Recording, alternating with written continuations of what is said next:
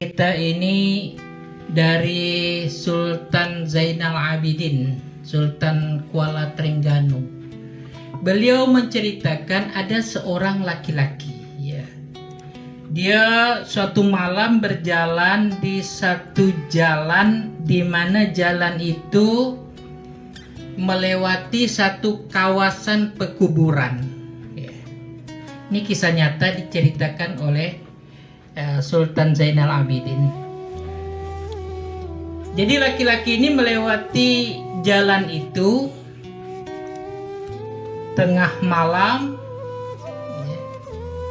gelap, sunyi, tenang. Ya, dia lewat di jalan itu. Tiba-tiba dia melihat ada satu kuburan, di mana kuburan itu mengeluarkan cahaya lurus ke langit. Indah, cantik cahayanya itu. Keluar dari sebuah kuburan. Sungguh pemandangan yang menakjubkan. Jadi oleh laki-laki ini merasa heran melihat kuburan ini kok mengeluarkan cahaya gitu. Tidak tahu ini kuburan siapa. Lalu laki-laki ini mengambil kayu, ditancapkannya di kuburan yang mengeluarkan cahaya itu. Ditandai. Nah, keesokan harinya, ya, laki-laki ini mendatangi masyarakat di sekitar situ. Karena laki-laki ini bukan penduduk di sekitar pemakaman itu. Nah, laki-laki ini menceritakan apa yang dilihatnya tadi malam. Dan dia yakin ini kuburan wali Allah. Mendengar cerita laki-laki tersebut, orang-orang pada mengernyitkan kening gitu. Rasa tak percaya gitu. Karena penghuni kuburan ini kesehariannya orang biasa-biasa. Bukan orang rajin ibadah, bukan kiai, bukan ustadz, bukan imam, ya. Bukan muazin, bukan siapa-siapa. Orang biasa-biasa betul. Tidak meyakinkan. Kalau dia tuh wali Allah tuh tak meyakinkan betul gitu.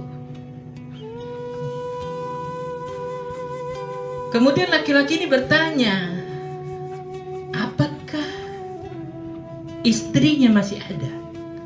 Orang tunjukkan rumahnya, tuh ada, istrinya masih ada.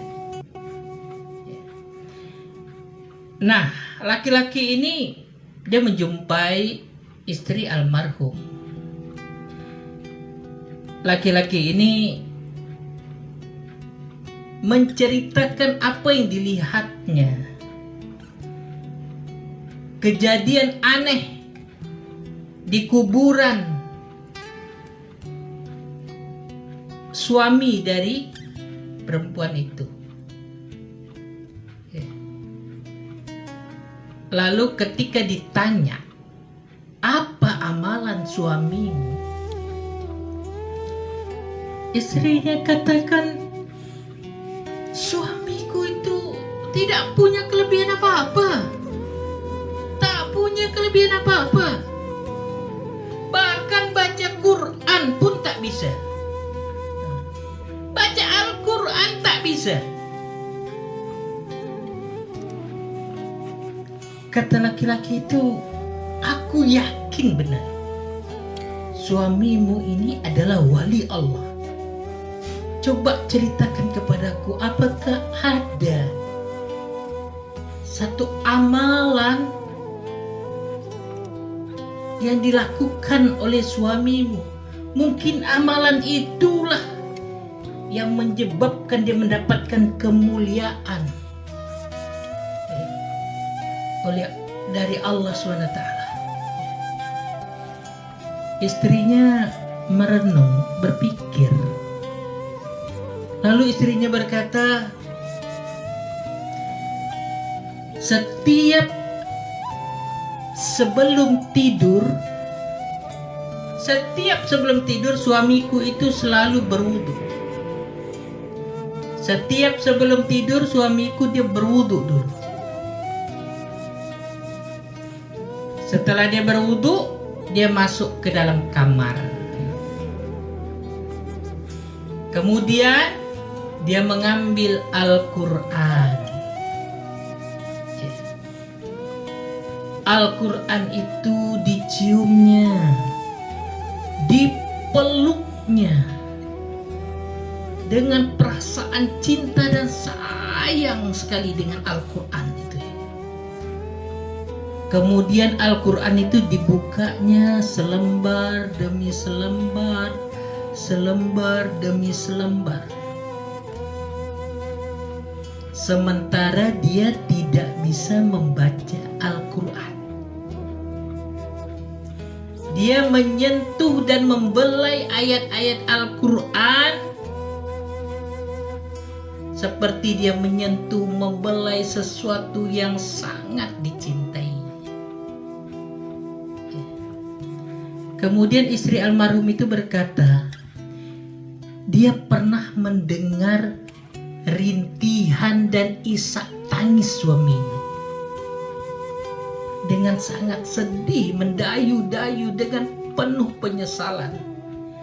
Dia berkata, Tuhanku, ampunilah aku karena aku tidak mampu membaca kalimat-kalimat ini.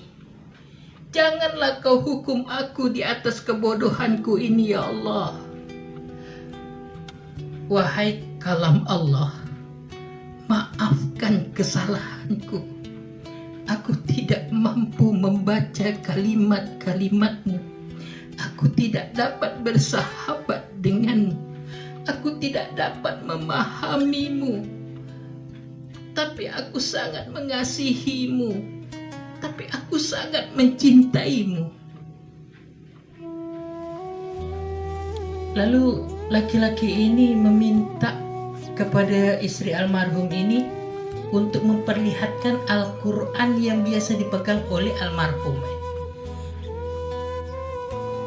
Lalu diambilkan Al-Quran itu oleh istrinya, diberikan, ini Al-Quran yang biasa dipegang oleh suamiku. Ya. Memang ketika melihat Al-Quran itu, laki-laki itu berkata, terasa menyentuh, melihat halaman demi halaman. Karena apa? Ada bekas tetesan air mata. Ada bekas tetesan air mata di dalam kertas. Tanda orang yang melihat Al-Quran ini sering menangis ketika membuka lembaran kemuliaan itu. Tentunya suamimu ini mempunyai pribadi yang mulia. Hatinya telah bersatu dengan ruh Al-Quran. Dia sangat mencintai kalimah-kalimah di dalam Al-Quran. Dia mencintai Allah dengan sesungguhnya. Dia mencintai Allah dengan seluruh jiwa raganya. Karena kalam Allah ini perkataan Allah, bagian daripada zatnya Allah. Nah, coba kita pikirkan, orang ini tidak bisa membaca Al-Quran, tak bisa baca Al-Quran, hanya dia tuh Al-Quran tuh disayangi, dicintainya betul-betul dia hormat dengan Al-Quran ini. Ditaruhnya di tempat yang tinggi, diciumnya ya, dengan penuh rasa kasih sayang kepada Al-Quran. Tidak dibaca, karena memang tak bisa baca Al-Quran. Allah mengangkat derajatnya menjadi wali Allah.